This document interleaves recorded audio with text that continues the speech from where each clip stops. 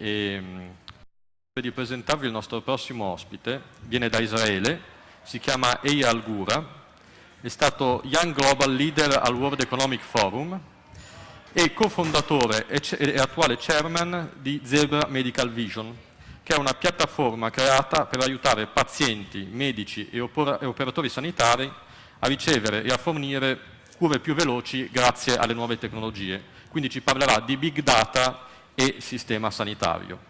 Quindi vi chiedo di accogliere con un applauso il signor Eyal Gura.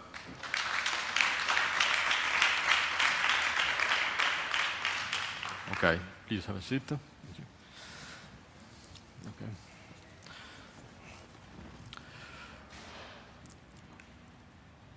Okay. Va bene, Eyal, parlaci prima di tutto di te.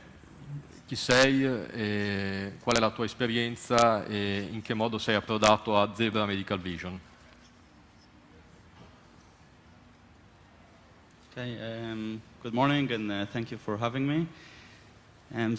Background-wise, I'm 38 years old. I'm an Israeli tech entrepreneur. Zebra Medical Vision is my fifth founding startup. I got involved in many other startups as a venture capitalist and angel investors, but from a founding perspective, Zebra is the fifth company that I founded, but it's the first one into healthcare, so I'm very new to the healthcare field. I'm trying to learn as quickly as possible. And before that, I had companies in the e-commerce field, like the Gifts product that was acquired by eBay, Pickup and PickScout that dealt with stock photography image. And another company, my first company was a failure. It's called The Scouter, the company that got closed. Ok. Tu vieni da Israele, che è un territorio fertile per quanto riguarda le nuove tecnologie e le start-up. L'Israeli Ecosystem, diciamo che è un equivalente in Israele della Silicon Valley.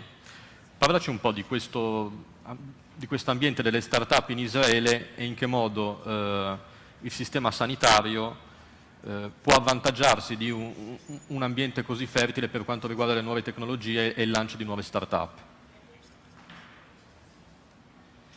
So indeed, Israel, we call it Silicon Valley. Valley is an Arabic word for a valley. So it's only second to Silicon Valley in terms of the vibrant entrepreneurship ecosystem. I used to live for 5 years in Silicon Valley in San Francisco, so I can see much of the similarities. The uniqueness about the Israeli ecosystem was much discussed about in the book Startup Nation. I'm not sure if we should just repeat this content, but it's mainly a few important things: the tightness of our ecosystem, how everyone are connected to each other with 1 degree of separation. And so it's very helpful for an entrepreneur to be very close in terms of proximity to the CTO that he need to hire, or to his first employees that were with him in the army unit, or to the venture capitalist that will invest in him. So the ecosystem is very tight and very helpful to each other. In addition, we have more than 20 years of venture capital experience in Israel. So Israel is the first place in the world in terms of venture capital money per capita. It's 3 times more than the US. So on a per capita basis, entrepreneurs in Israel have much more chances to raise money.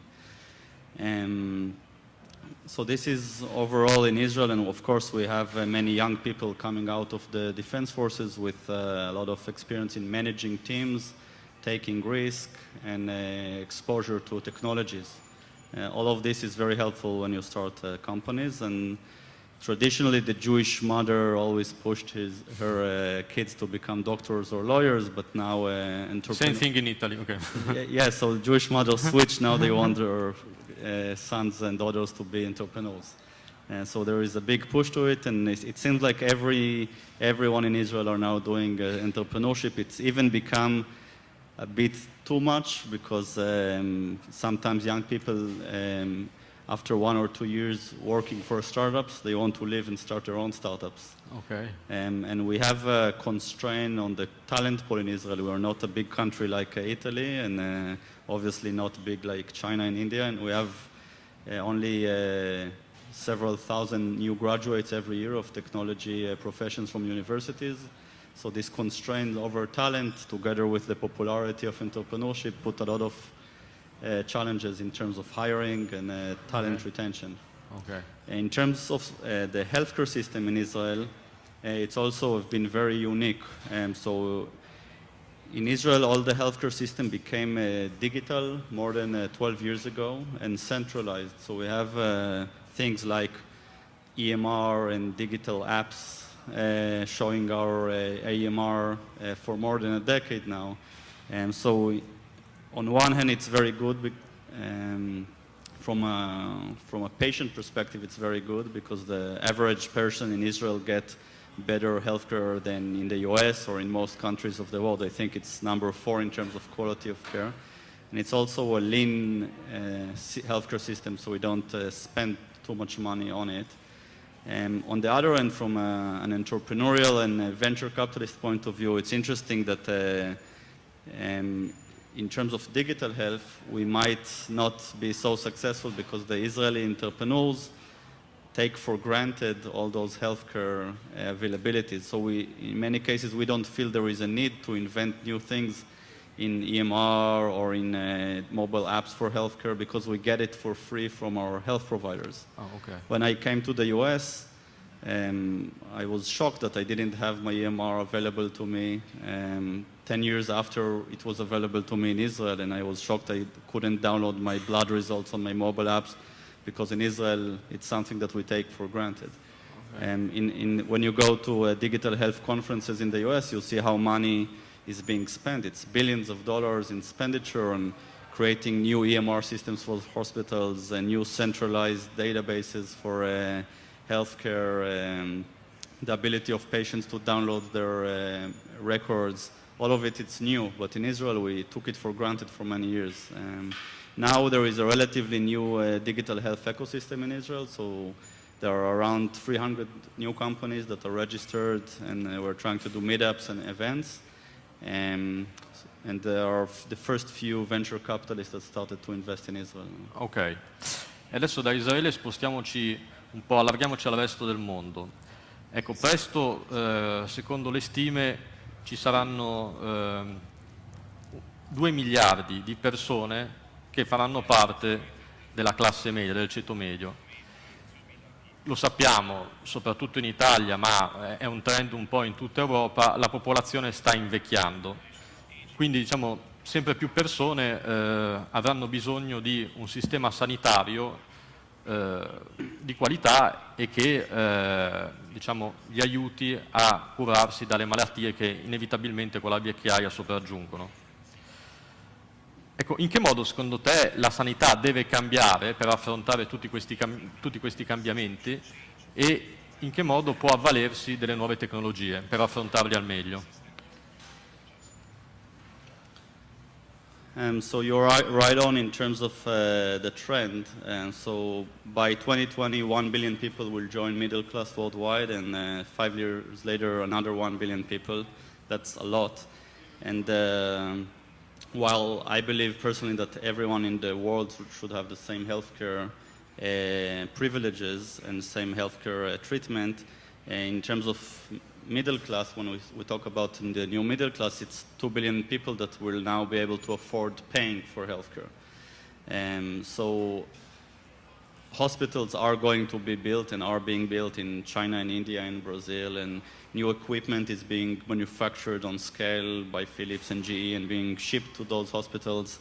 And people will have health insurance and they will pay for it. But the missing part is the gap in diagnosis. We don't have enough trained physicians to deal with those 2 billion people.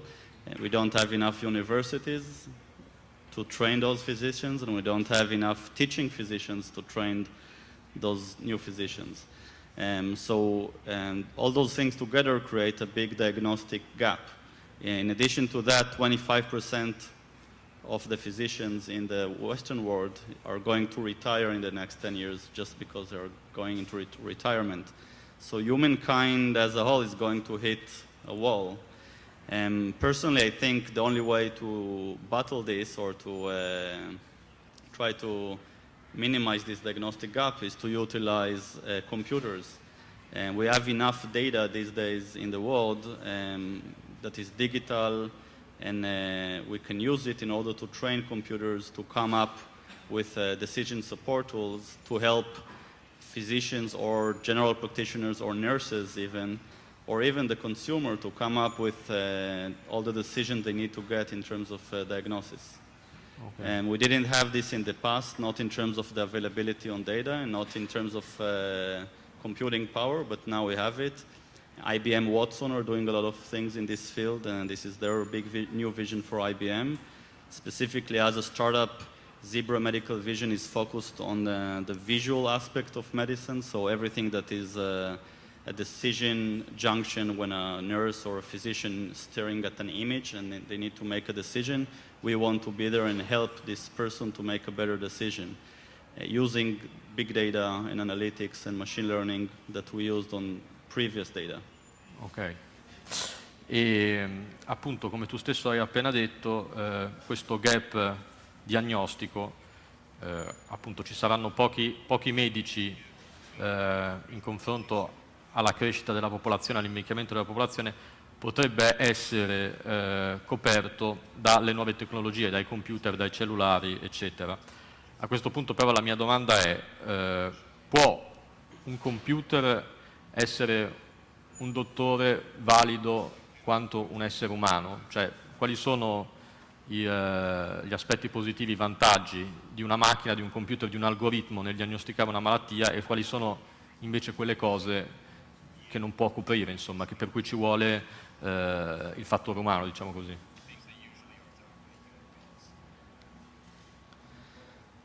So our investor from the A round, it's a famous venture capitalist in Silicon Valley called Vinod Khosla. So he believes that computers will replace 80% of what physicians do or can do.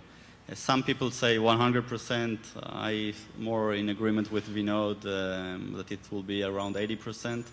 But when you look at it, when you come to meet your doctors, you basically have less than 5 minutes to spend with you. Half of the time he's just clicking your data into the computer. Half of the time you can listen and analyze what you have. And when he does, or she does, basically they run through their minds all the previous patients that came to them with similar symptoms. They might run through their mind whatever they read during universities, which is like few tens or maybe 100 books. And using all those cases, they come to a conclusion about what you have. And in many cases, they are wrong. But you discover it only years later or only months later. And we have, if you take the metaphor of Boeing 747, people always love to talk about plane crash. It's always a news piece when a plane crashes. But 4 planes crash every day in terms of metaphoric numbers, in terms of physicians' mistakes. So the amount of people that die from doctors' mistakes on a daily basis is like 4 Boeing 747. So physicians make a lot of mistakes, and it's not their fault. We are just human beings. Our mind is not trained to analyze so much data and process it. Our company name Zebra has to do with it. So physicians in the US, there is a slogan that they are being taught according to. It's called, when you hear the horse beef, think of horses, not zebras. Okay. So like everything in life, like Henry Ford wanted to create only black cars, and Walmart want to have all the consumers buy certain food that look in a certain way. Even in medicine, everything is programmed according to utilization, not according to precision. But when you come as a patient, or when it's your loved one or mom in the hospital, you really want the doctor to focus on precision, not about utilization, not to make the system efficient, just make your diagnosis precise. So Zebra is a medical term for a precise but surprising diagnosis. And we think that with the availability of big data and machine learning, we can also give a precise diagnosis for zebras, not only for horses. Specifically in what we are doing with medical imaging, we aggregated now over than 30 million imaging files that we have access to that already got the diagnosis. But not only what the physician said about them, but also the outcome of the treatment. If it's a lady that went through a biopsy because her radiologist said after seeing her mammogram that she needs to go through a biopsy, we need to check if the biopsy was benign or malignant. If it was malignant, only then we know it's a real breast cancer case. And then we can use thousands of those cases to train the computers to detect breast cancer. This is one of the projects that we are currently working on. Other projects that already graduated our research lab are projects that physicians cannot even see with their own eyes. For example, the detection of osteoporosis on CT scans. We had enough samples of people that had low bone density score and had a osteoporosis fracture, but also had a CT scan 6 months before. So we were able to teach the computer how to identify bone density using a regular CT scan that was taken for other purposes. Now, healthcare system in Italy, for example, can use it to run through the millions of existing CT scans and notify people that are about to get a fracture. Okay. This is something that physicians cannot do with their own eyes. Another algorithm that graduated our research lab calculate the amount of calcium you have in your arteries. We were able to do it only because we had enough samples of people that went through a cardiac CT that can count it, but also had a regular CT before. So now using regular CT, we can come to conclusion that physicians' eyes cannot quantify. So this is why I believe gradually we will see that more and more of what physicians are doing today is being done using computers. Ok. Ecco, tu hai parlato appunto dei professionisti del settore sanitario e di quanto possano essere preziosi i big data per loro. La mia domanda è secondo te, attraverso i big data, quindi attraverso una condivisione di dati sanitari, si arriverà a un punto in cui sarà un po' anche il cittadino stesso ad essere un po' il dottore di se stesso, no? Perché cioè, oggi appunto, a differenza di anni fa, siamo in grado noi stessi di creare il nostro palinsesto televisivo, di scegliere quale informazione avere, eccetera. Quindi siamo attivi nelle nuove tecnologie. Pensi che anche i pazienti potranno partecipare e utilizzare questa condivisione di big data per arrivare a curare se stessi, magari giusto per le malattie banali come possono essere l'influenza, eccetera, e scavalcare in un certo senso i dottori?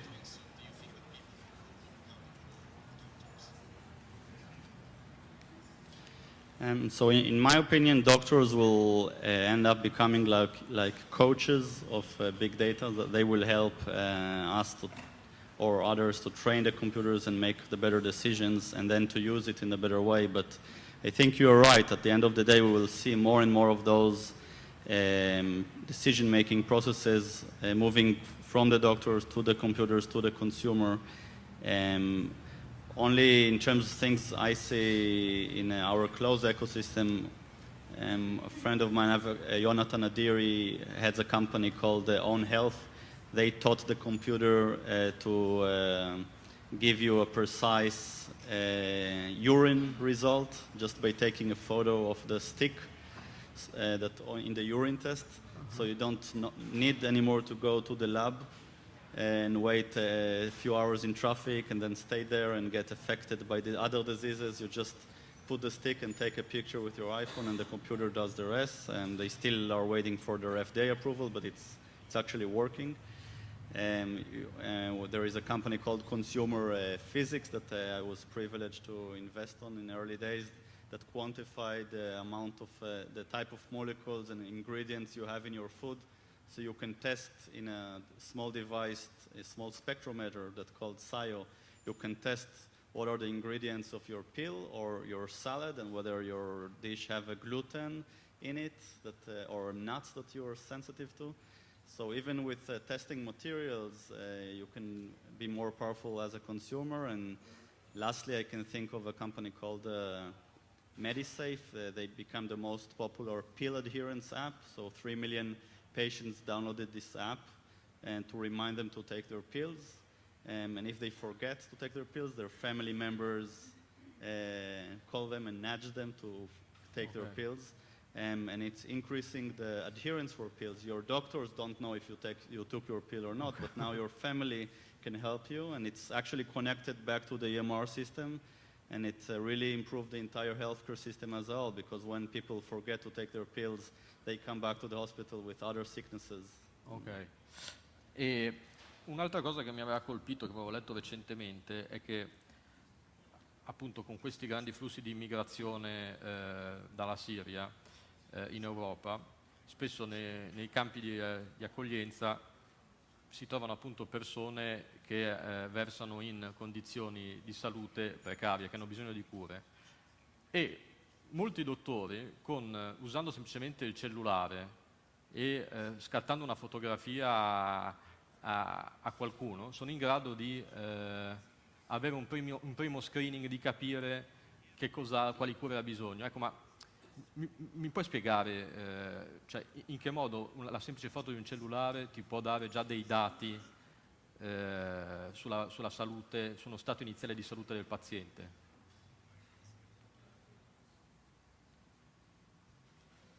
Yeah, so the Syria crisis, of course, it's an important topic. We are very close by in Israel, and it's amazing and shocking to see the impact. And now we understand it massively affects Europe as a whole. But from a broader perspective, it's interesting to see how the technologies in healthcare are impacting refugees and immigrants and also developing countries faster than they use in developed countries, because the developed countries' ecosystem, the healthcare ecosystem, is full now with established bureaucracy and decision makers that don't necessarily want to see more advance and more progress into the system, because they have concern about their jobs and about their job security. And so technology is penetrating much faster to where it's really needed and where people don't have a choice. Unfortunately, it's like the Syrian immigrants or refugee camps. A few weeks ago, for the first time, the Rwanda government used drones to have paramedic equipment and first treatments to people in rural areas. You would never see those things done in Europe or in the US. Just the ability to get a license to fly a drone and to get the medical license, it will take years. But the Rwanda government calculated that if they will use drones, they can ship first aid equipment and help using cameras and microphones to enable people to get treatments in villages. Okay. And in similar to how we saw Kenya, for example, using a mobile payment in the best way in the world, and mobile payment penetration is better in Kenya than in Europe or US. We see the same thing happening in healthcare.